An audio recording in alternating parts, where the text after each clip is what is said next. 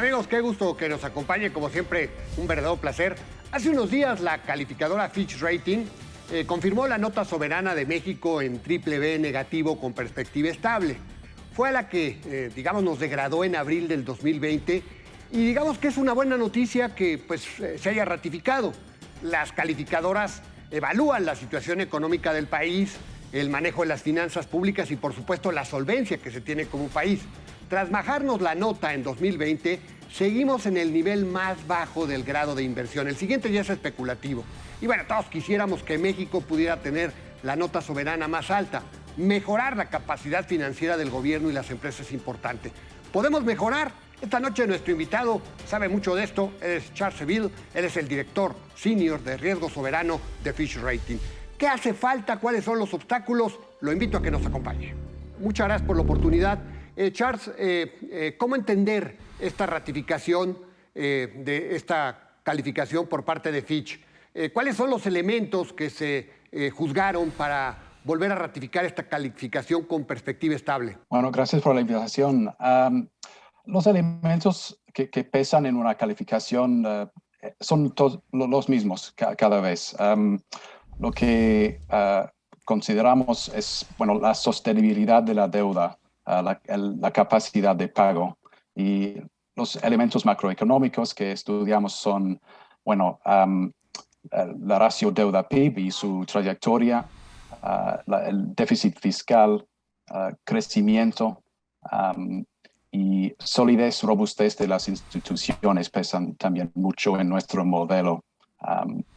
Y en el caso de México, lo que hemos visto es que es cuestión, de dos caras de la moneda. A través de la crisis de la pandemia hubo un estímulo fiscal bastante pequeño por comparación con otros países, pero también hemos visto una recuperación un poco más débil. Pero a lo largo de la crisis ha habido un compromiso muy fuerte con mantener la estabilidad de las finanzas públicas, minimizar los déficits y endeudamiento nuevo. Y por eso que mantenemos la calificación con perspectiva estable, BBB-. Ahora, Charles, para muchos es una buena noticia porque finalmente ya no nos degradaron más, ya no nos bajaron más la calificación, pero todos quisiéramos que Fitch y otras calificadoras reevaluaran la calificación al alza, porque es importante para nuestros amigos que nos sintonizan esta noche, es importante porque al final de cuentas el costo de la deuda se reduce. Estamos hablando de un entorno bastante complicado con el alza de las tasas que se está viviendo por el tema inflacionario. Y si a eso le agregamos una calificación que está en grado de inversión, pero en el nivel más abajito, ya el siguiente escalón es grado especulativo, no nos ayuda mucho. ¿Qué elementos se requieren, Charles, para que en un momento dado pueda México regresar al nivel de calificación que se tenía? Bueno, el elemento más importante para mí sería retomar una senda de crecimiento más robusto, porque la debilidad de México frente a los otros países o sus pares de calificación es que la economía no ha crecido mucho. Claro que, antes de la pandemia tuvimos un año de leve recesión en 2019 y ha habido una recuperación, pero no completa de la pandemia. Y hasta 2023 que vamos a recuperar el nivel de prepandemia, mientras que otros países latinoamericanos ya están. Y otro sería una trayectoria un poco más a la baja de la deuda pública. Eso porque por comparación con otros países, la deuda, el concepto que estudiamos nosotros se ubica en 47 puntos porcentuales del PIB, y la mediana del BBB es 55. Entonces hay una brecha ahí. México es un país menos endeudado que el promedio de sus pares calificados, pero hay unos pasivos que podrían materializar. Hay unas debilidades en las finanzas públicas en el mediano plazo que nos preocupan un poco. Entonces, por eso tener, bueno, esta brecha es una, sí, una buena cosa.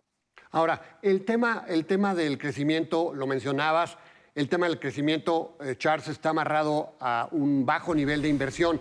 Muchos economistas pues, han evidenciado que pues, el nivel de inversión sigue a la baja y no hay muchas expectativas de que mejore por pues, el tema de las políticas públicas, ¿verdad? Que justamente no nos está ayudando. ¿Cómo ves tú ese tema de la inversión, el tema de las políticas públicas? ¿Qué tanto afecta nuestra nota soberana? Bueno, indirectamente, porque se trata de, bueno, perspectivas de crecimiento. Uh, es que, bueno, el crecimiento potencial de México va en baja, porque el número de trabajadores no crece como antes. La productividad no crece tanto en los últimos años. Entonces, estamos mirando un crecimiento potencial en México que es más bajo que en los Estados Unidos, que para un economista no tiene sentido, como que México tiene más capacidad para mejorar su productividad que los países avanzados. Pero eso, viendo las tendencias de los últimos años, es lo que vemos. Entonces, inversión es cómo mejorar la productividad. Entonces, en cuanto no se mejore, es un problema. Lo que mencionamos en el estudio de esta vez es, bueno, la reforma o la tentativa de reforma del sector eléctrico, porque es un sector importante, pero también da un señal de las políticas públicas. Y ha habido bastante gran número de cambios, y incluso cambios positivos, negativos, de nuestro punto de vista, en términos de sus implicaciones para el crecimiento. Pero así es como lo vemos. Ahora, Charles, el tema de petróleos mexicanos, cuando se habla del nivel de la deuda, esta correlación del nivel de deuda que se tiene frente al PIB, ¿qué tanto puede incidir el tema de petróleos mexicanos? El gobierno ha tenido que inyectarle recursos a petróleos mexicanos cada año. ¿Cómo ves ese tema? ¿Qué tanto incide en la nota?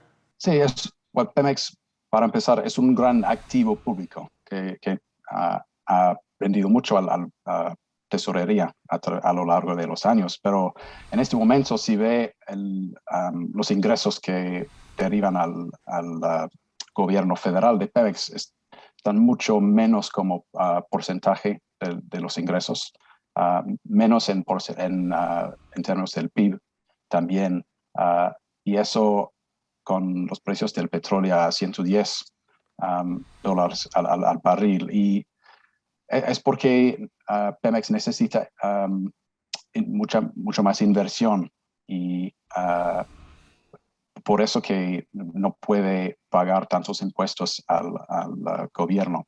Y la deuda de Pemex es equivalente a la deuda en dólares del gobierno federal. Es bastante. Y el gobierno federal ha prometido apoyar Pemex a pagar las amortizaciones en los años que viene. Este año tal vez no necesita hacerlo por los flujos de caja que Pemex tiene, pero es algo que puede pesar en las finanzas públicas en los años que vienen. Cuando el precio del petróleo regresa a 80 dólares al barril, por ejemplo, tal vez el gobierno necesita financiar otra vez las amortizaciones de Pemex, por ejemplo. Eso es dinero que tiene que pedir prestado el gobierno, y lo van a invertir en Pemex en vez de otras inversiones que podrían hacer. De acuerdo a lo que se ha anunciado respecto a la política energética y a los objetivos que se tienen para Pemex, ¿sientes que hay algún indicio de que Petróleos Mexicanos pueda mejorar en el mediano plazo, quitándole presión a las finanzas públicas, Charles? Bueno, lo positivo es que hay una estabilización de producción de la plataforma petrolera de Pemex que dura unos 2 años ahora, y sigue varios años de producción en picada. Y es fruto de un cambio de estrategia en que Pemex está buscando petróleo en las aguas más, no en aguas profundas ahora, y son inversiones más rápidas a hacer. Ahora, Charles, ¿qué posibilidades hay que en el, digamos, mediano plazo pueda recuperar México su nota soberana que tenía a mediados del 2000, que es una nota pues, mucho más alta del nivel que tenemos ahora? Bueno, la perspectiva es estable. Claro que estamos entrando en un periodo incierto. Hay muchos factores globales. Las tasas de interés que siguen alzando en todas partes del mundo, la inflación que puede incidir en las finanzas públicas, en el costo de la deuda, incertidumbre geopolítica, precios de los alimentos. Hay un sinfín de factores globales que pueden y también podrían resultar en, pues algunos esperan una leve recesión en los Estados Unidos, es el gran socio comercial de México. Dicho eso, creo que las presiones sobre México son balanceadas y en el nivel de triple B menos, la calificación está bien apoyada por los factores que ya mencioné. O sea, por lo que nos dice Charles, tendremos que conformarnos probablemente durante un buen tiempo con esa calificación y nos tenemos que dar por bien servidos, ¿verdad? Sí, yo creo. Sí, depende de los factores. Sí, crecimiento, finanzas públicas son los más importantes. Hay que mencionar, hay varias fortalezas del modelo económico de México. Hay, por ejemplo, bueno, la ubicación muy cerca de los Estados Unidos. México debería aprovecharse de este momento cuando las empresas globales quieren invertir en México para reducir su exposición a China. Por ejemplo, es una oportunidad para el país que podría aprovechar. Bueno, Charles, pues muchas gracias. Ya no te quitamos más el tiempo. Muchas gracias por darnos la oportunidad de platicar esta noche. Siempre muy interesante platicar con el experto allá que está en Nueva York, con el experto que tiene que ver con esta toma de decisiones de la nota soberana de México. Muchísimas gracias, Charles. Claramente mejorar el nivel de la nota soberana de México va a tomar su tiempo. El entorno económico del país y del mundo no ayuda. Y en materia de políticas públicas se tiene que hacer ajustes para que se puedan mejorar las perspectivas de inversión. Lo invito a la próxima semana, aquí a la misma hora, con más nombres y nombres. Hasta la próxima.